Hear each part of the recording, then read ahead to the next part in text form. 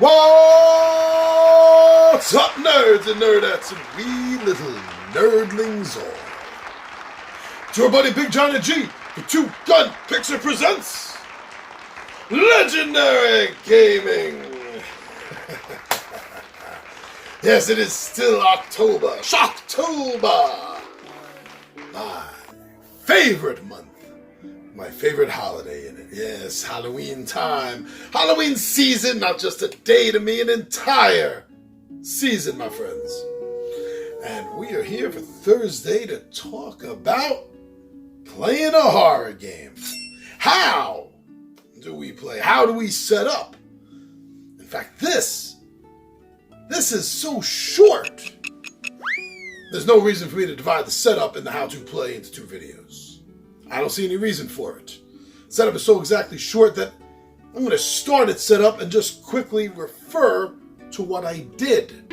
That's how easy this is. That's how fast you're going to get this game to the table. This game, Mythos Tales, the successor to Sherlock Holmes' investigating detective. In this game, we are going to be going around Arkham, and we are going to be investigating strangeness. We are going to have newspaper references, 8 of them, to go through, because there's 8 stories in all, strung together for a meta campaign. First, before we delve into the streets of Arkham, follow the directory to find our clues. We are going to have to learn how to play the game before we get to these investigations. And that is where this simple 8-page booklet is going to come in. All right, everyone, let's check this out. Let's learn how to play so we can get this to the table. I'll see you down there.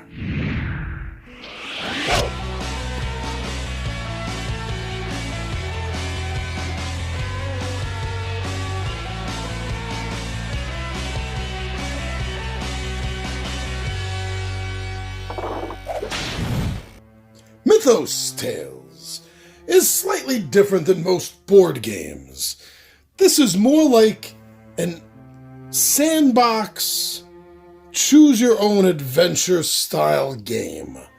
There's no player boards, there's no characters to choose or pick. The player or players are simply investigating, gaining clues, and keeping notes to try to come up with a final decision of what happened. There will be a map, newspaper articles, directory, and of course the big investigation book. Let's take a look at what this is going to look like when it's on your table. The map of Arkham. It's not really a board. It's there for reference. And I just have this sideways to fit better in for the camera shot. But the map of Arkham has numbers and letters on locations. And that's important with the Arkham, Massachusetts directory. When you're following clues and you want to know where you're going, this will tell you. If you need to go to the Eye of Armada Society, that will be found at L4. The players are urged to keep notes. In fact, the only way you're going to really get through the game is by keeping notes. And each player involved in the game should keep their own notes. Even though this is a cooperative game, one player may make note of something that another one didn't. And bringing the different ideas together could help solve one of the 8 mysteries. There are no meeples. There are no pawns. There are no figures. There are no standees, miniatures. You're just going to be making notes of where it is that you go. And make sure that you make notes each location. Different scenarios will have a different timer. Like some of them may need to be solved, let's say, by day 5 in the afternoon. So the very first turn you're taking is day 1 in the morning. And every time you move to another location, you will have to advance this from morning to afternoon, afternoon to evening, and then to morning on the next day. And the very last action you get is when you get to that final spot. That allows for the final action. But we are starting to get a little ahead of ourselves there. So why don't we just back up, rein it in for a moment, and let's talk about how the game is actually played. So the first thing you're going to want to know is that this game is broken down into 2 different phases. And the first phase of the game is the investigation phase. The second part of the game is the solution phase. Both of these phases have 2 steps. The investigation phase has the travel step and the encounter step. Well, we start by taking a look at the travel step. During the travel step of the game, the player or players will determine where they want to go. Which lead do they want to follow up on?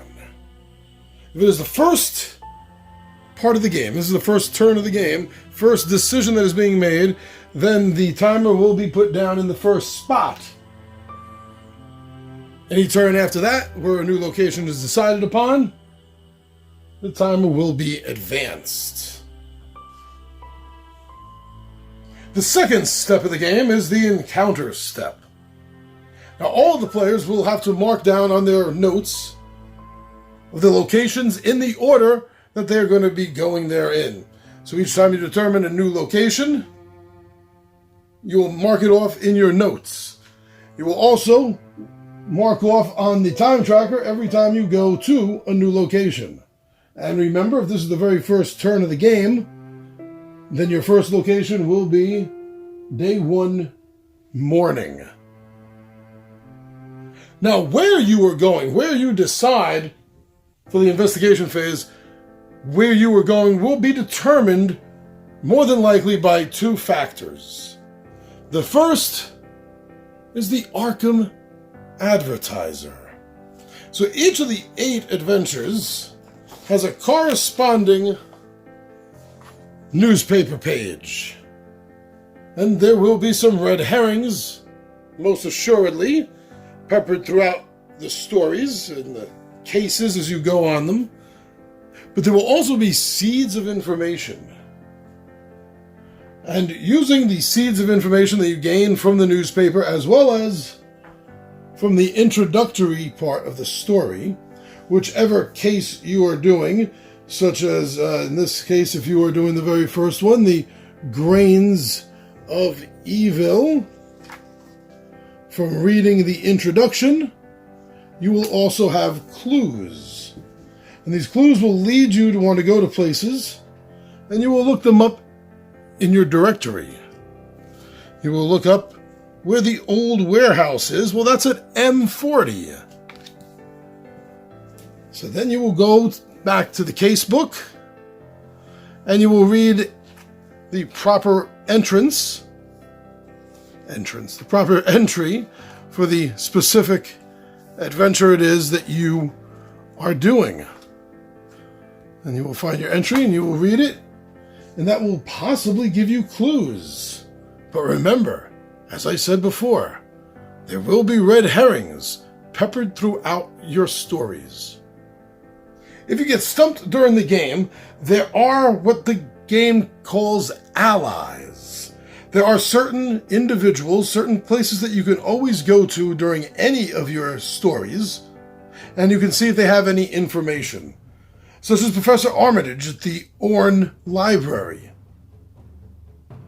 Now, you will continue with the travel and encounter steps back and forth until you believe either that you have enough information to solve the case, let's say by morning of day 4. You don't have to continue. Let's see what happens. Give it a shot. Or, when the time tracker reaches the final day, and you complete the round for that day, then it will also be time to move on to the solution phase. Now, the solution phase has two parts, the question and answer step, followed by the scoring step. During the course of the game, Armitage himself, the NPC, the non-player character, the one that brought this all to your attention, involved you into this story, he's also doing an investigation. So you're kind of scoring against Armitage. The first part with the questions and answer steps. The end of each adventure, of each story quest that you complete, will have a series of questions for you or your group to best answer based on the information that you collected. Upon finishing this, it will go right into the scoring step. And this is where you are scoring against Armitage, the NPC, as I was just mentioning. Some of the things that are going to change the total of your score will be how much time is spent. If you ended up spending more time in the investigation than Armitage, that's going to work against your final score. If you've gone to more locations than Armitage, that will also work against your score. This game, being Cthulhian-based, also does factor in sanity and the loss of it during the course of your adventure, and that also will likewise hinder your final score. After comparing your score against Armitage's, you find out how well you did, if you were even correct, and if you figured it out before the old man. And this is going to be the same for each of the 8 cases that are found in this tome of a book. 175, it looks like. 175 pages on the investigation book, covering 8 cases in total. And they do have an overall overarching story. There is a sort of campaign story when you thread them all together. And that's really how simple it is to play this game. I didn't mention these cards over here before. During the course of the adventure, as you make discoveries and clues, you're going to be told that for this adventure you have clue number 8. So then you would just go through the deck and you would take out clue number 8 and you would hold that aside. And then later in the game, it may tell you if you have clue this or clue that. It may give you something different. But yeah, that's it. That's the game. And a lot of it is. It all is theater of the mind. It's really how you're playing this. And my first game, I'm going to do this solo. I'm planning on running this twice. I want to do a solo version of this. And then I would like to do one where I guide the players through it. I sort of DM it. You know, the old school D&D player, and we would like to kind of do it that way as well. And that may be about the limit of the game. This doesn't have a really big replayability. I haven't looked online to see if 8th Summit has more material online. According to the rules, it looked like they were planning on it. So I'm going to look into that based on how much myself or the 20-sided Warriors do enjoy this game. But I'm looking forward to playing this. This looks like it's going to be really fun, very thematic. Maybe for my playthrough, my solo, maybe I'll kind of like dim the lights or something. I don't know. We'll see. All right, everyone. So yes, that is indeed the entirety of the setup and the how-to play for Mythos Tales by 8th Summit. Thank you for checking out Two Gun Pixie, everyone. Thank you so much for going over to Facebook, Instagram, and Twitter and seeing what Two Gun Pixie does over there and seeing some of our drops. Very cool. Thank you so much. I want to give a great big shout out, of course, to everyone that's been going over to the Two Gun Pixie Zazzle store, our print-on-demand store, where I have a whole bunch of nerdy and RPG-inspired phrases and imagery and just things that I thought were funny, and I just slapped together and threw on a hat or a mug or a jersey or a hoodie or a shirt or a tank top, flip-flops, mouse pad, bumper stickers, whatever looked good. So even if you didn't buy anything, I think it's really cool that you at least went over and took a look and saw some of the things we have over there. So thank you so much. That's really awesome. Thank you, man. That's very cool. But of course, you know, the coolest is right here. You support us here on YouTube. You subscribe to our channel. You watch our videos. You comment. You like. And please don't forget, it's really awesome when you share the videos. That's the best thank you that you can give us. So keep doing that, everyone, and keep having fun. I'm your buddy Big Johnny G. The Two Gun Pixie presents Legendary Gaming, and my friends, I am